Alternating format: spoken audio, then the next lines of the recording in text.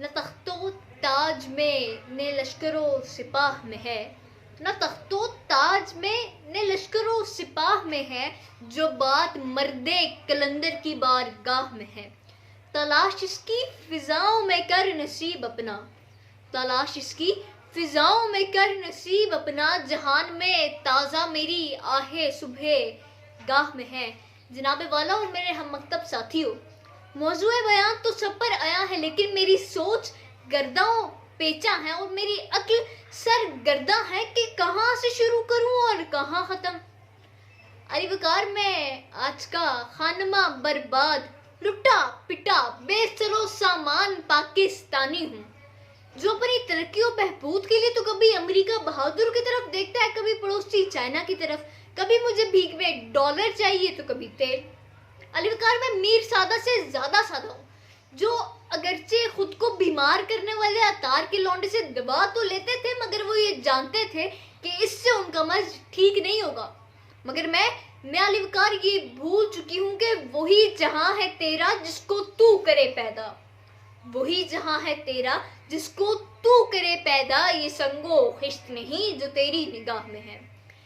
جناب والا، تاریخ کے صفحات اس بات کی گواہی دیتے ہیں کہ ترقی انہی قوموں کا مقدر بنتی ہے جو اپنے قوت بازو پر بھروسہ کرتی ہیں اور پہاڑ کا سینہ چیر کر اس میں سے راستہ نکال دیتی ہیں۔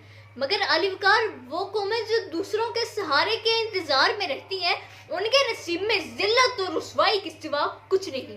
اس بارے میں حکیم الامت کہتے ہیں کہ عمل سے زندگی بنتی ہے جنت بھی اور جہنم بھی، عمل سے زندگی بنتی ہے جنت بھی اور جہنم بھی، یہ خاکی اپنی فطرت میں نہ نوری ہے نہ ناری ہے۔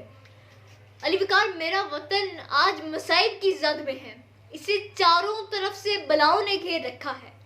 75 برس پہلے جس وطن کو حاصل کرنے کے لیے آپ کے اور میرے اباء و اجداد نے لاکھوں قربانیاں دی، وہ آج ضائع ہوتی نظر آتی ہیں۔